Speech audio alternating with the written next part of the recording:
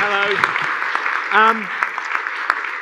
I'm not going to bother giving a long introduction because I think you know this man. I think some of you have even read his books. So we're going to have, just to give you an idea, we're going to have a 40-minute discussion, general chat, and then there'll be 20 minutes or so of questions from the audience. So please welcome to the stage Richard Dawkins.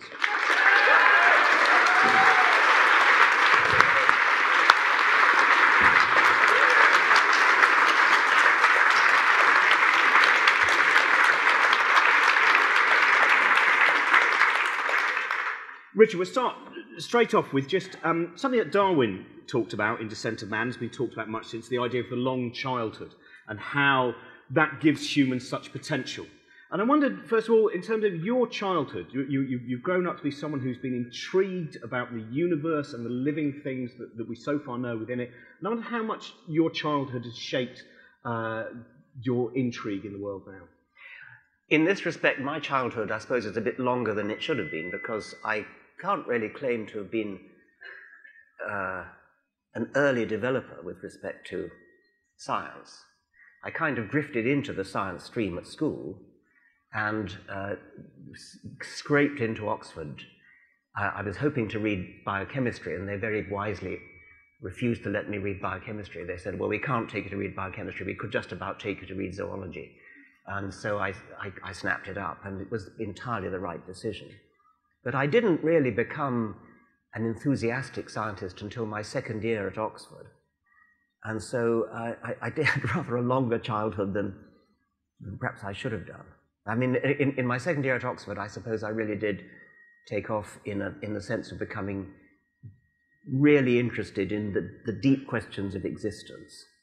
So I never went into biology because I was a keen bird watcher or flower collector like my father, or insect collector.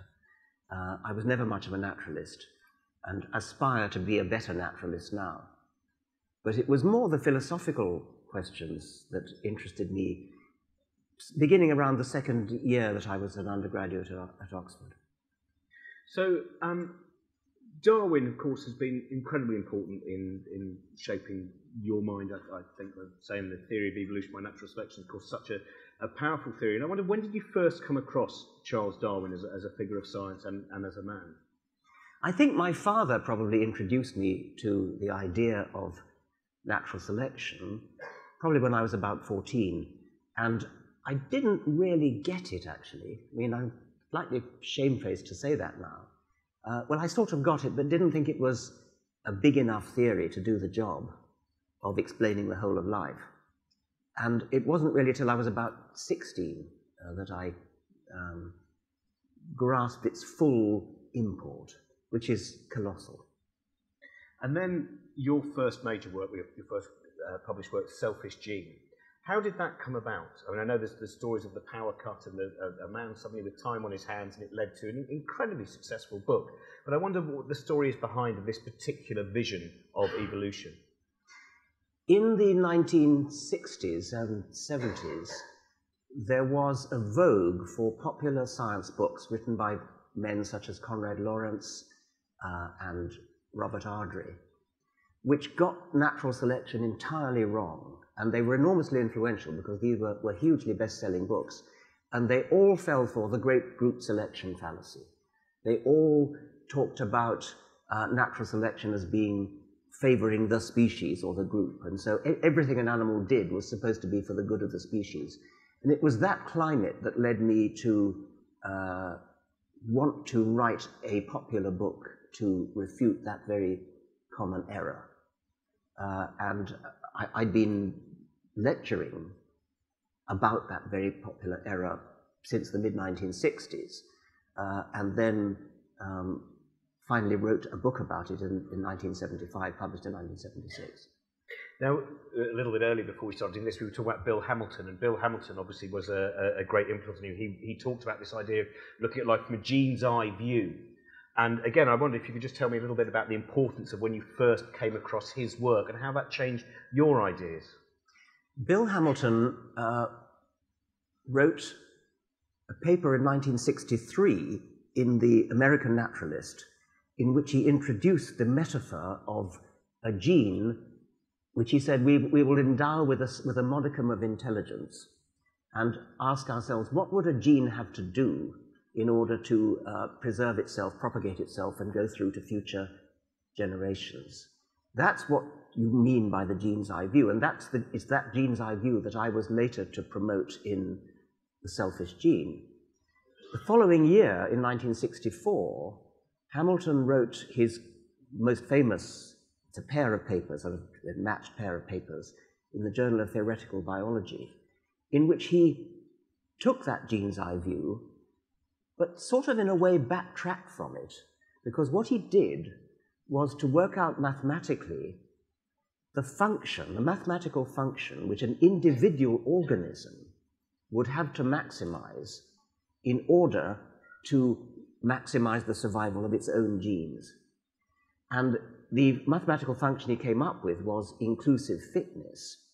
So inclusive fitness is a complex, abstract mathematical quantity, which is that which an individual organism would work towards maximizing if what's really going on is maximizing the survival of its genes. And the reason for that is that it's built by the genes of its ancestors, which successfully made it through the generations. So that was what Hamilton did, and my view was that he should have stuck with his 1963 vision, which was the gene's eye view, and that was the view that I promoted in 1976 in The Selfish Gene, and really saw it from the point of view of the gene, and I used the rhetoric, I suppose you could call it, of genes, immortal genes leaping down through the generations and manipulating a succession of bodies as they go.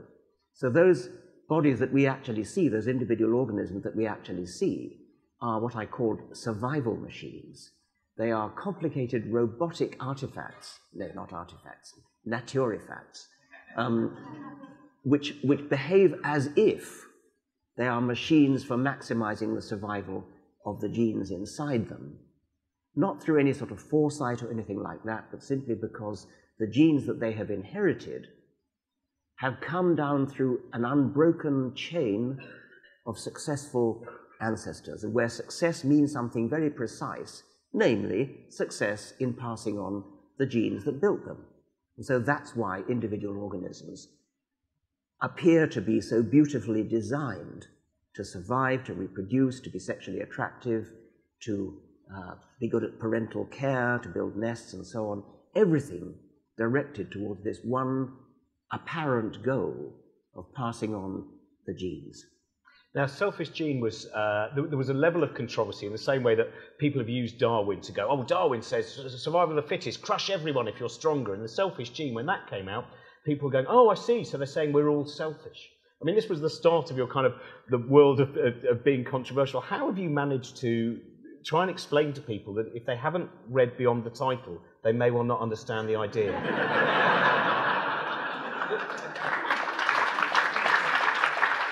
Yeah. You need to read the rather extensive footnote on the title, which is the book itself. Yes.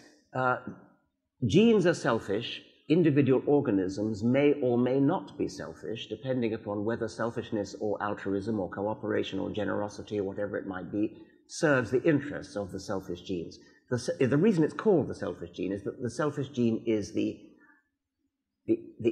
fundamental bedrock of what's going on. Genes that work for their own survival are the ones that survive. It's as simple as that.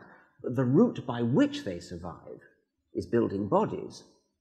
And if you build a body that's good at surviving, that's a very good first step, but not at the expense of reproduction, not at the expense of survival of the gene. So if your best bet for propagating your genes is actually to die, as it might be with a species of animal where males, for example, the only way they can get their genes into future generations is by being very attractive or very aggressive, and thereby get a hell of a lot of reproduction done before they die, and probably die in the process of doing so.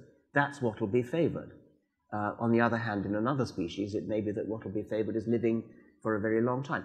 Whatever favours the survival of the selfish genes is what will be the property of the individual organisms that are favoured.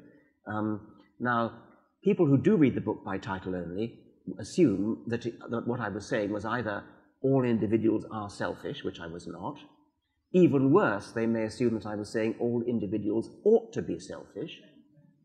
I was actually, it's rather topical today, I was actually accused, together with John Maynard Smith, by a well-known left-wing scientist, of being responsible for the election of Mrs. Thatcher. What is it about the theory of evolution by natural selection what do you think, what's the difficulty people have with it? Those who it seems to have, as you've discussed before, people don't seem to have such a problem with ideas of the Big Bang Theory, the idea of how the universe began, but in terms of the process of life on Earth, it seems that does create a level of vitriol. What do you think it is, and how can we get across the message that this is the problems with the Big Bang and the origin of the cosmos are different. I mean, people do have very grave problems but I mean, that's genuinely difficult.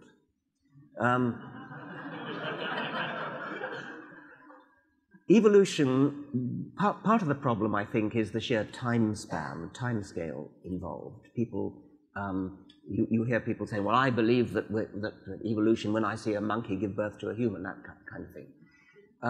So partly they don't get the time scale, and it's very difficult to get. I mean, we're accustomed to years, centuries, have a bit of a problem with millennia.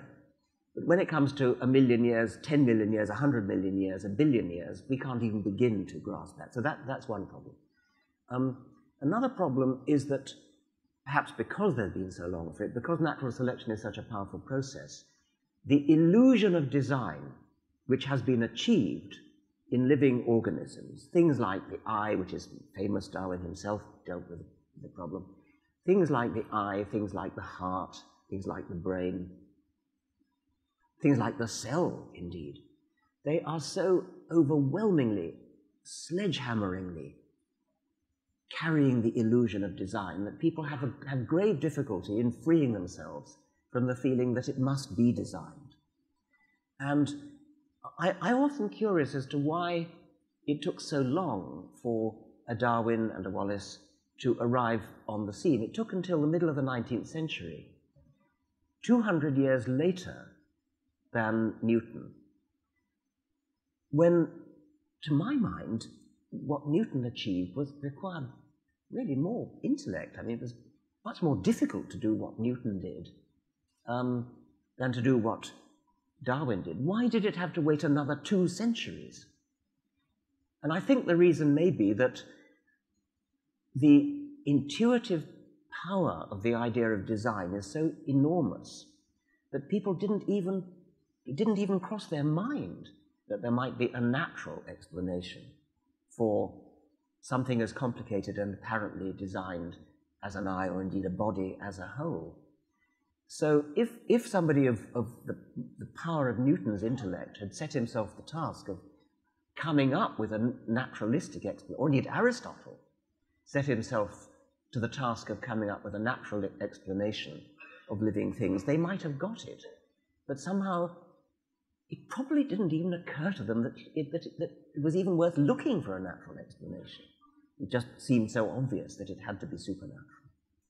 Have you ever managed to, because I think creationists, there are 2 different kinds. I think there are creationists who may well not have actually seen the facts, and then there is, of course, a broad group of political creationists. Have you ever actually managed to convince a creationist that perhaps the theory of evolution is a more accurate view of life on Earth? I did once. We had a graduate student at Oxford from America. He came from Walla Walla College, and he was a young Earth creationist, and I'm not quite sure how he got in, but anyway, there he was, and he very conscientiously attended my lectures on evolution all right through the term. And at the end of the last lecture, he came down to the front and he thumped the desk and he said, "Gee, this evolution, it really makes sense." Now, in his case, he'd never even met it. He'd gone to Walla Walla College and he'd been taught straight young Earth creationism, and he didn't even know what Darwinism was. And so with him, it was just a matter of showing him the evidence, and his eyes were opened. But there are others who will never accept it. I mean, the most famous example is Kurt Wise, the American geologist, who after a degree in geology, I think from Chicago, and a PhD from Harvard in paleontology, still remained a young Earth creationist. And he wrote in a book called, I think, Just 6 Days, which is a collection, a compendium of essays by young Earth creationists. And he described, almost movingly actually, the story of how he had ambitions to become a teacher of science, of geology, and he had increasingly worried about the conflict between his science and his biblical training from childhood. And he said one day he got a Bible and he got a pair of scissors and he went right through the Bible, cutting out all the bits that would have to go if he accepted the scientific worldview. And then he said, at the end of this, there was so little left of Holy Scripture that it just fell to pieces. And then he said, that night, in great sorrow, I tossed into the fire. I thought he was going to say, I tossed into the fire my young Earth creationism. Not a bit of it. He said, I tossed into the fire all my hopes and dreams of becoming a teacher of science.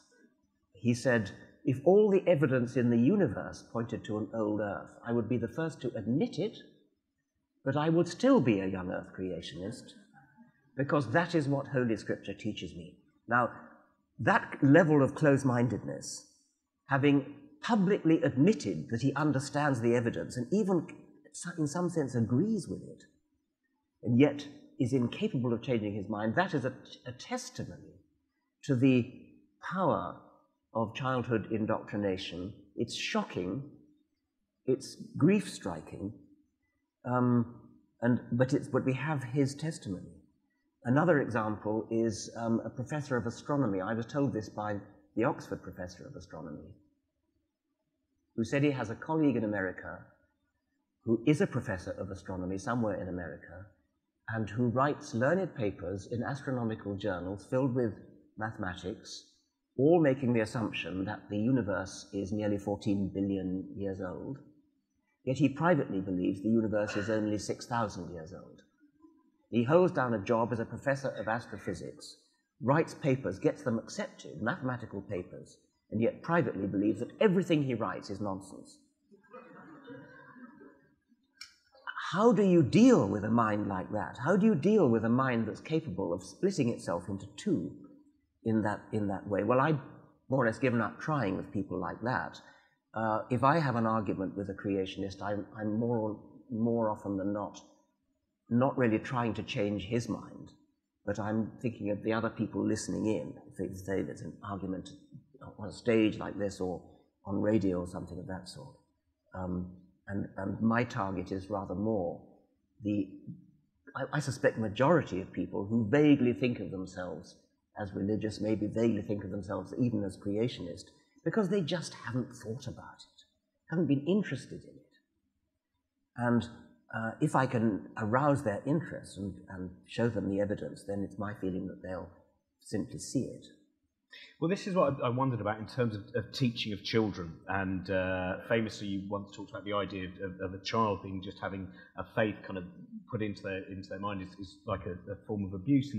And my son, who's 5 and at a perfectly normal school, a non-religious school, has recently been told that, Jesus turns into bread and wine and God created, which I'm quite angry about. There will be a letter. And unfortunately, I think, as I told you, I had a long talk with him, and the other day turned to him and went, "It's all right, Daddy, I do believe in the Big Bang after all." Not entirely sure he's got all the complexities, but it's a start. What do up to the age of 7, the famous Jesuit thing, which, in fact, in most education, that early part is a lot of it myth, fairy tale, and perhaps religious education. What can be done to try and create critical thinking from an early age when you have minds that are developing?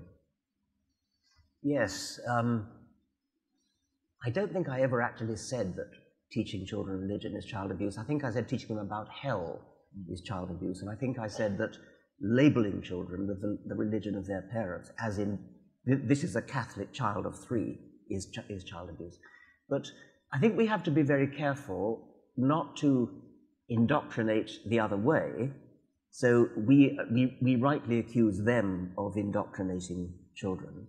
So we mustn't indoctrinate the other way. We must teach, as you say, critical thinking. So science which is well-established science, that's fine. That's not indoctrination. That's just education. As for teaching critical thinking, there's a lot we can do to teach children to think about evidence. For example, suppose your child has reached the age when you think it's about time perhaps she begins to question the idea of Father Christmas, and it's about time. Instead of just saying, yes, it was all a lie, there is no Father Christmas. You might think about saying, well, let's just work this out. I mean, how many chimneys are there in the world? How much time does he have to get around all those chimneys? And how fast would he have to travel from chimney to chimney in order to get all the way around the world? I mean, turn it into a sort of game like that. The idea of thinking critically, of questioning, and then you could probably do the same with lots of other things as well, and I don't see why you shouldn't do the same with turning water into wine or walking on water and things like that. I think the current view of Father Christmas is he does it via a kind of many worlds interpretation, the breaking down of the... In fact, I have to, just a little thing with my son who just turned 5, that when he turned to me just after Christmas, he went, "Dad, I know Father Christmas isn't," and then walked out. And I went, "What was that?" And he went, "Nothing." And I realised that he obviously he'd kind of worked it out, but he thought, but if I reveal that I know Father Christmas isn't real, do I lose all this stuff? Yes. Hang on a minute. And there's kind of... And that seems to be the battle that we have a great deal of the time, which is, at the beginning of Unweaving the Rainbow, you say, I think it was The Selfish Gene, a woman who read that, and she wrote to you and she said, just life seems pointless now, and she found it very depressing. She felt suicidal, that's right, which is terrible. But I mean, and people really oughtn't to fall into that kind of ridiculous error, and I think that's another example of the iniquity of religious education, that it leaves you hanging suspended when you finally lose. I mean, there's a lovely description in the American comedian Julia Sweeney, who's got this lovely onstage monologue called Farewell to God or something. Do you know what I want? It's not called that. It's called Letting Go God. And she describes her really rather long exodus from Roman Catholicism, ending when her mother discovered that she was an atheist, and her mother was horrified by this, and her mother said, "Well, I don't mind you not believing in God, but an atheist?" Anyway, Julia Sweeney described when she first kind of realized that there wasn't a God, and she heard this little voice in her head saying, "There is no God. There is no God. There is no God. There is no God." And then she said, but then what's keeping the world spinning round the sun? I mean, why don't we all just fall off, and why doesn't everything collapse? And oh yes, Newton's laws of motion. And her monologues kind of reflects in a rather moving way the predicament that somebody who's been brainwashed from childhood onwards finds herself in when it's taken away. It's as though the rug's been pulled out from under her. And I think it was something like that with respect to this girl who said that she was in tears and felt suicidal when she read The Selfish Gene, because the idea that there was a naturalistic explanation for life, the idea that the explanation for her own existence was as a survival machine for her genes, somehow made her life meaningless, null and void with respect to all purpose and joy and things like that. It's a horrible thought that anybody should think that. We make our own purpose, we make our own joy. And the fact that we understand why we're here in the first place doesn't detract from that, it enhances it, if anything. Do you have any form of coping mechanism, though? Because I think it is one of the hardest things as anticipatory animals, the fact that we can look ahead and go, I'll stop at some point, I will stop, I stop experiencing, I stop existing. And I think for many people that is a very difficult thing to take on, the fact that we are finite and then we... Yes. You know, and I wondered how, when you first confronted that, and since then, how you deal with the idea that this will end, and you will end. I think that if there is something frightening about that, it's the idea of eternity. It's the idea, when you say, this will end, the universe will go on, the world will go on, humanity will go on, eventually it won't, eventually the sun will swallow up the earth, and eventually, whatever the physicists are now saying about the end of the universe.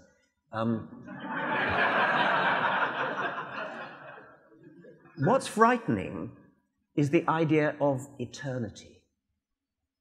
And eternity is at least equally frightening whether you're there or not. And I think it's actually rather more frightening if you're there. I think that eternity is sufficiently, the idea of going on right through to the end of the universe is sufficiently frightening that I quite like the idea of spending it under a general anaesthetic, which of course is exactly what's going to happen. And the other way, of course, a much more common way to deal with it is to point out it's just the same as before you were born. And for all those ages when the dinosaurs roamed the earth, we knew nothing about it. That's what it's going to be like. And that's what it's going to be like. Well, I mean, you spent a long period of time as looking at the public understanding of science, and of course a lot of your work is based around that. Do you find, though, I was watching Enemies of Reason, the documentary you did a few years back, and when you see people, as you were saying, that bit of the mind that doesn't allow that, however ridiculous, whatever evidence you offer to people. I was watching you sitting with some psychic who was, I think, saying to you, there's someone with a G or an E, and they had cats, and you said, oh no, she hated cats. And yes. Well, I'm getting another thing, and you know, maybe you're blocking me, and all of this. And you kind of look at that and think, I think they really believe this. I think they believe that. Yeah. But also the people who then go to them, even worse, are being given these... And it doesn't matter, you know, there's famous stories of people having faith healers revealed to them as charlatans, and they go, oh, now I've got to find a new faith healer. And well, no, it's kind of, to me, sometimes I'm very pessimistic about the human outlook. And I wondered, you know... I agree. Well, that particular example you gave of when the psychic was saying your grandmother liked cats, and I said she hated cats, that was actually a substitute, because previously we had interviewed some people called the Psychic Sisters, who had a franchise in, I think it was Selfridges, it was either Harrods or Selfridges, and they had their little stall in, I think it was Selfridges, and they did psychic readings, and we went and televised them doing a psychic reading of me. So I sat down with the psychic sister, and she looked into her, whatever it was, and said, I'm looking over the other side, and I can see your father, and he wants you to know he's peaceful, and he's quite happy, and he misses you, and he's sorry he didn't have the opportunity to say goodbye, but he wants you to know that all is well. I said, well, that's nice to know. I actually had lunch with him last weekend, my father.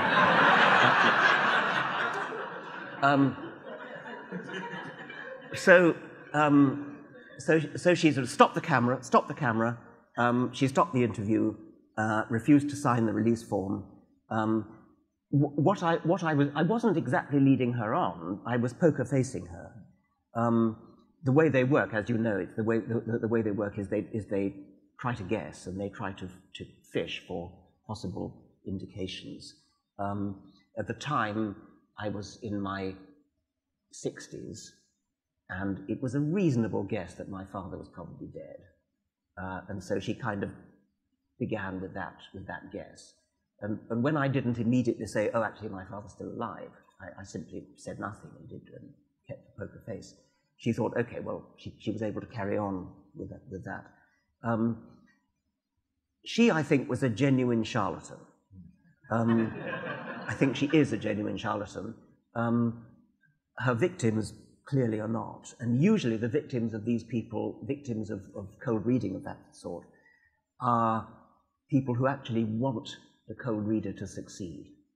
And so if the phishing achieves a certain little measure of success, you'll get an eager expression in the face of the victim, which reinforces the fake.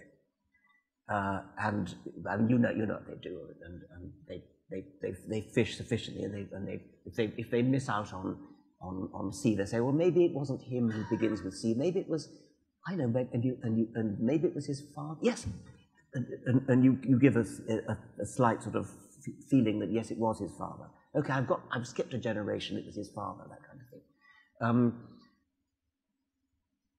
I think that there may be some who are genuine, some who are sincere.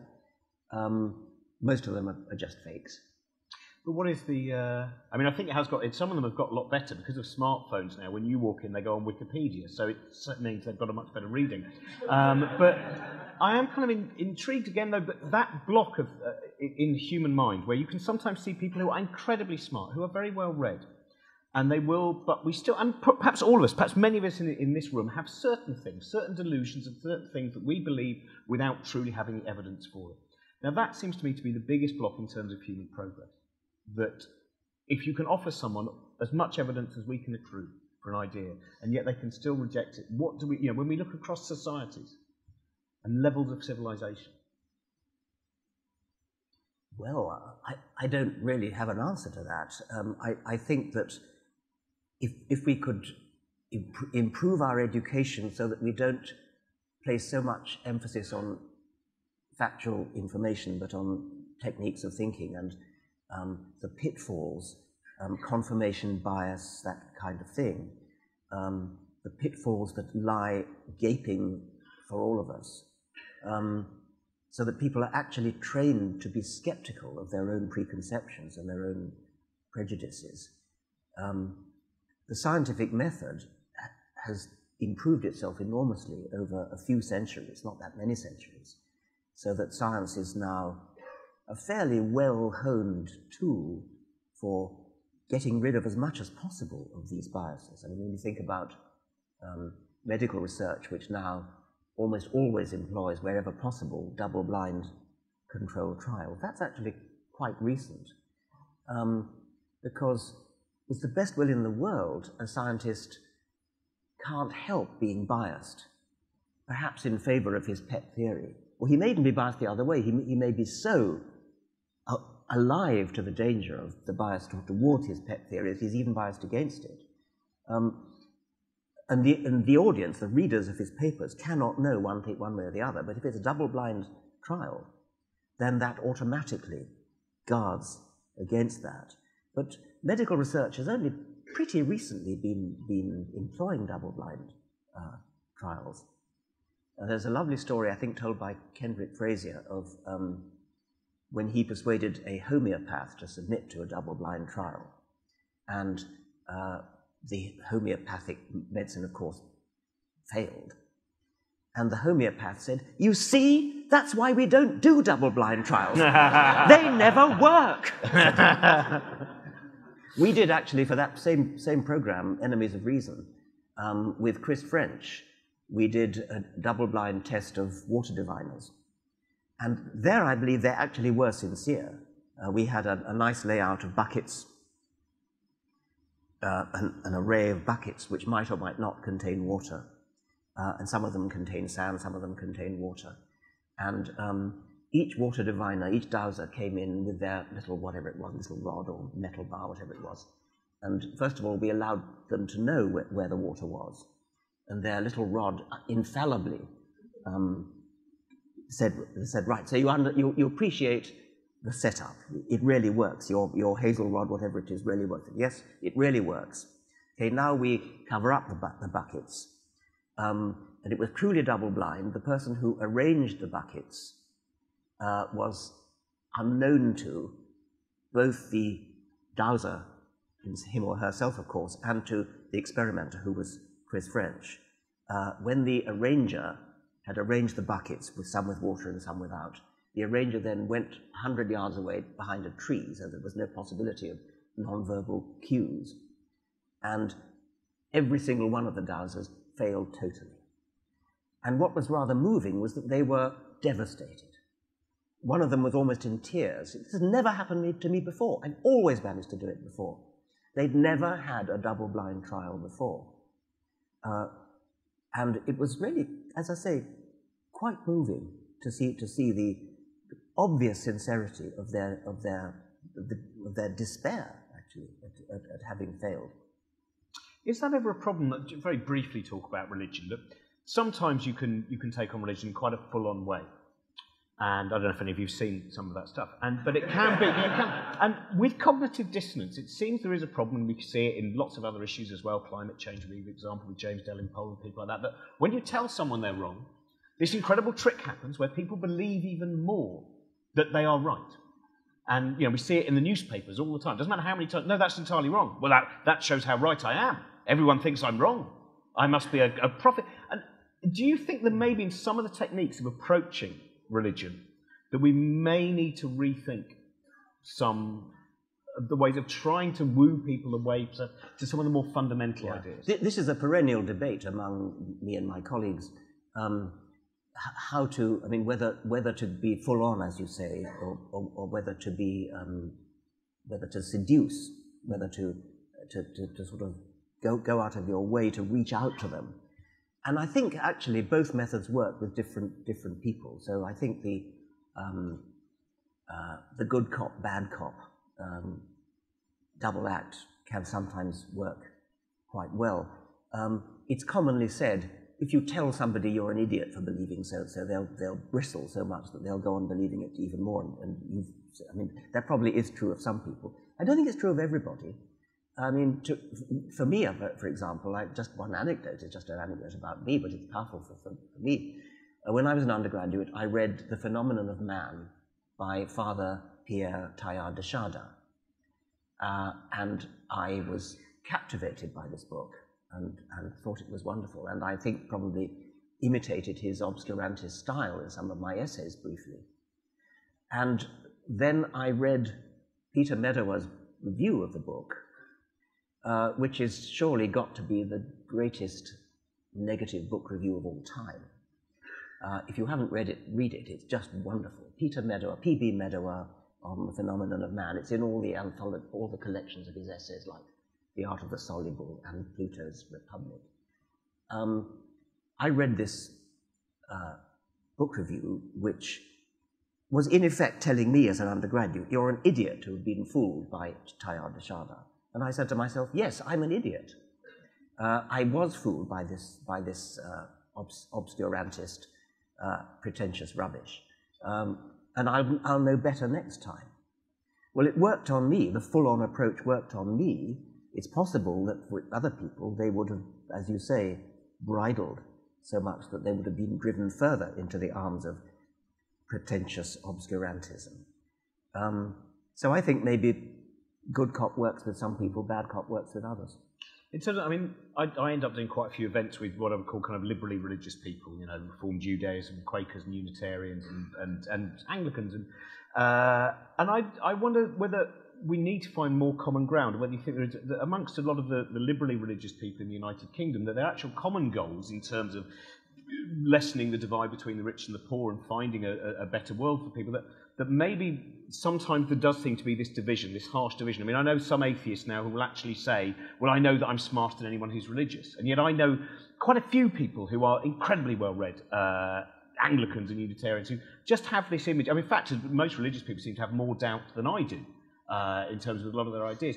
Do you think we might also need to find a little bit of common ground and go, well, if it's a liberal religion, or are we looking to get rid of that form of mystical belief? I do form common ground with, for example, the former Bishop of Oxford, Richard Harris, when we're up against creationism, for example. Richard Harris and I cooperated at the time of that infamous school in Gateshead, which was teaching young Earth creationism, under the influence of, the financial backer, Vardy. And Bishop Harris and I got together and rather rapidly assembled a group of about 9 Fellows of the Royal Society and a similar number of bishops to write a joint letter which Bishop Harris and I wrote together, and we sent it to Tony Blair, who ignored it. So we cooperated on that, cooperating on humanitarian goals is another fine thing to do. Edward Wilson has written forcefully suggesting that we need to make common cause with the liberal religious people to save the world in various ways. I think there's a lot to be said for that. I would hate it to be thought that because I make common ground with them that I think there's any validity in their worldview. There is also the point which Sam Harris has made, which I think has some validity, that nice, decent, liberal religious people, in a way, make the world safe for the extreme nut jobs, because they, for example, teach that there's some virtue in faith, which means believing things without evidence.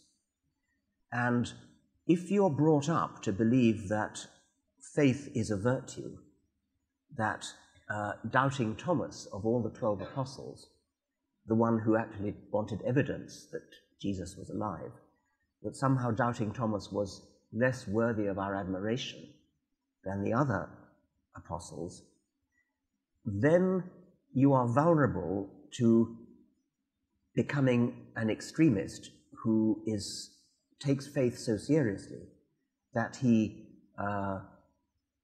blows up buildings because his faith tells him to.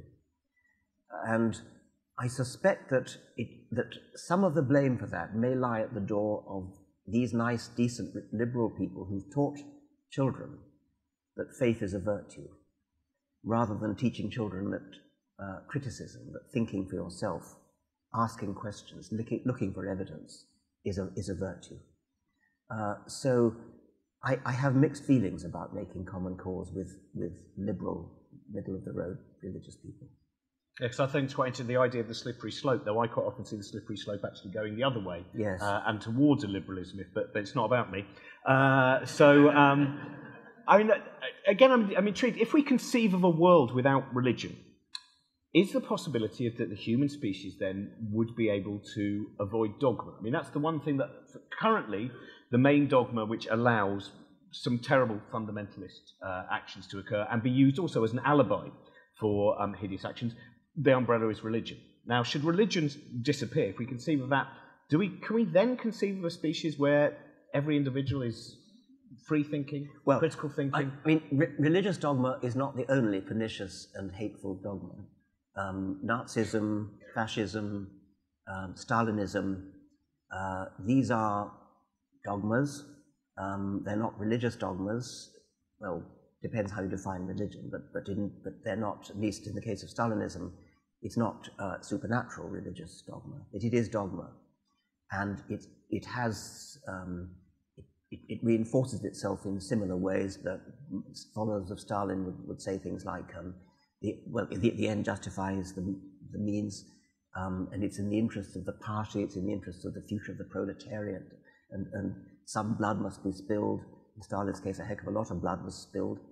And it's sort of justified because of the greater good. Now that's an equally horrible dogma. I would like to see us get rid of all such dogmas and it replaced by critical thinking again. What's the evidence? Let's sit down together and talk about the best sort of society we want to live in and talk about our values. So I would like to see the world swept clean of religion, but I'd also like to see it swept clean of these other sorts of dogmas, which can be equally horrible. Well, that's what I wondered in terms of, from the perspective of looking at living creatures, the idea of a creature where each individual is a free thinker. Do you think, looking at the animal world, I know it's very difficult because with our level of self-consciousness, you think there is an inkling of possibility that such a human world could exist? I wouldn't want to talk about non-human animals as having the same capacities as we have. I don't think that's what you meant. No. I think you probably meant knowing that we are evolved creatures, evolved for the propagation of our genes. Is there hope that we can build an enlightened, decent, civilized society? Yes, I think there is. I'm extremely impressed by the way, although not everybody is decent and civilized and humanitarian, quite a lot of us are. And Steven Pinker's new book, The Better Angels of Our Nature, looking at the broad historical sweep, makes it look pretty good to me. I mean, we seem to be moving in the right direction if you look over the centuries. Education does seem to lead to a definite improvement in living by the sorts of values that I guess most people in this room probably would wish to live by. So I would like to see the world swept clean of religion, and I think there is hope that we could build a totally non-biological, non-Darwinian society in which we could be happy. Well, I wanted to, non-religious questions now, going back to something we talked about before, which is Darwin, who did seem to have an incredible mind of his constant interest. I mean, his last book, if you've not read his last book, which is about the formation of vegetable mould through the actions of worms, where you have a man who by then would have been 70 years old with his son playing tin whistles and bassoons and the piano to earthworms, just still intrigued by the world. And some of his phrasing, in fact, I think he's a delightful writer. He talks about his mind being a chaos of delight. I think he spent some time in a Brazilian forest on that particular occasion. But very often he talks about this chaos, this beauty, this nature shock, I think, is something. When he came back from England, he had nature shock. He couldn't believe the amount of life he'd seen. And I wondered for you what remains, these moments where, perhaps in the last year, that chaos of delight at living in this universe. Oh, enormously. I mean, all the time. And most of my books actually make attempts in various ways to extol this. The experience of, especially in the southern hemisphere and in a place where there's no light pollution, and looking up at the Milky Way and thinking about what that actually represents. And it's an astonishing thing. Looking down a microscope, looking at an electron micrograph, looking at an ice field entirely covered with penguins, as I did this last Christmas on a trip to the Antarctic. Going to Galapagos, where Darwin himself had one of his epiphanies. Yes, chaos of delight, no question. Now, you told me a very beautiful story earlier. We mentioned Bill Hamilton briefly, and there's a new biography about him as well. But he seemed to be someone who, again, had that wonderful eye of looking at the world and constantly coming up with different theories of why certain elements of beauty existed. And you told me about, his funeral. He has been described, and I think with some justice, as the most important Darwinian since Darwin. Certainly, I think the most important Darwinian since Fisher in the 1930s. And yes, he combined a theoretical genius with the eye of a naturalist. So he had a Darwin-type eye for nature, but he had Fisher's theoretical genius as well. He had an extraordinary capacity for original leaps of the imagination. And one of the last things he did, which was an astonishing idea, was to suggest that clouds, rain clouds, might be extended phenotypes, what I'd called extended phenotypes, but he generalized it to this huge vision of clouds as being produced by bacteria or algal spores and microorganisms of one sort or another as survival machines to spread themselves around the world in rain. Well, this is an extraordinary idea, and there wasn't really much evidence for it, but it's a typical Hamilton piece of imagination. He also, toward the end of his life, wrote a remarkable paper called something like My Intended Burial, in which he said, when I die, I don't want to be cremated or buried. I want to be taken to the Amazon jungle and laid out on the floor of the forest with a fence around me to prevent scavengers getting at me. And burying beetles will gradually, progressively take me underground. That's what burying beetles do. And they then lay their eggs. And he had this vision of the next generation of beetles emerging from the ground where he was carried under by the previous generation of beetles.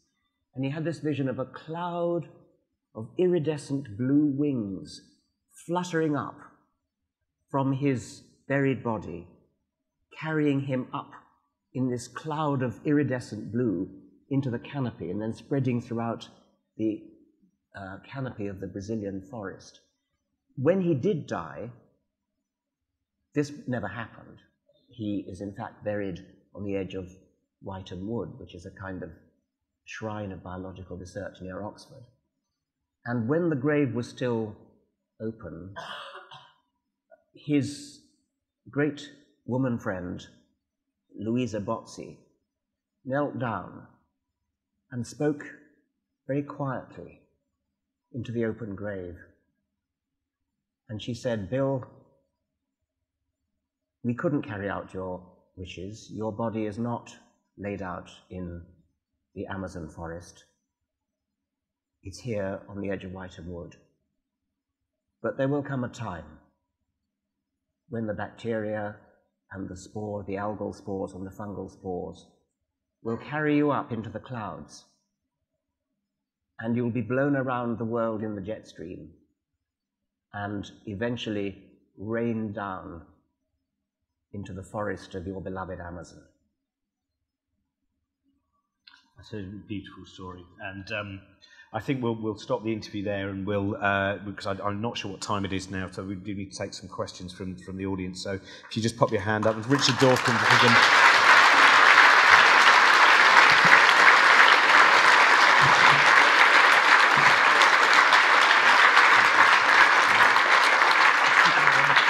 Where's the clock?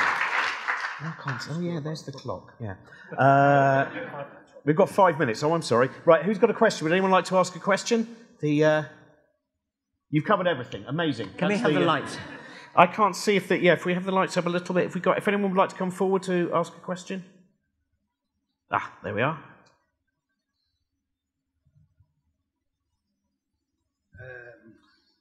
Margaret Thatcher died in the last few days. Ideas die. The idea of creationism may well die. The implications being that religion, or the God of classical theism and theistic religion, may die. What implications for science will that have eventually, do you think? Well, if creationism dies, I mean, creationism, of course, already has died in the scientific, indeed the educated community. What that will mean is that science is able to get on with its job instead of having to waste its time with a sort of rearguard action against a yapping crowd of idiots.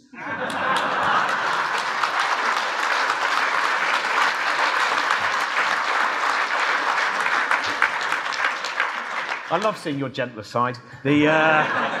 Yes. So you've popularised the idea of the meme, which is, that maybe intellectual development might take over from genetic development or genetic evolution over time. So what do you think about ideas like the singularity and Ray Kurzweil and things like that? I'm not going to talk about Ray Kurzweil. I mean, you asked about memes, and I don't mind saying a little bit about that. The idea of memes was originally just to point out that Darwinism works. It doesn't have to be DNA. The whole book of the Selfish Gene had been about DNA, but it would work or could work elsewhere in the universe, wherever there is self-replicating information with some kind of phenotypic power. That's to say, power over the world in such a way that it influences its own chance of survival. And so the meme is the cultural analogue of the gene. There's absolutely no doubt that memes exist, in the sense that units of high fidelity do propagate themselves through human culture. That's beyond question. What's the Darwinian question is, does that give rise to evolution? Is there an actual natural selection of memes which gives rise to something equivalent to phenotypic evolution? I don't think there's any point in trying to link that to Ray Kurzweil. It seems to me to be quite separate question. We're going to have to draw the line there. And by the way, when I was reading Unweaving the Rainbow again, I love this D.H. Lawrence quote: "Knowledge has killed the sun, making it a ball of gas with spots." And then I immediately found some Richard Feynman, of course, yet again, tick your box in the bingo frame. "What men are poets who can speak of Jupiter if he were a man, but if he is an immense spinning sphere of methane and ammonia, must be silent." And I thought that's... I think Richard may well have... I'm not sure if he's signing books afterwards, there may well be some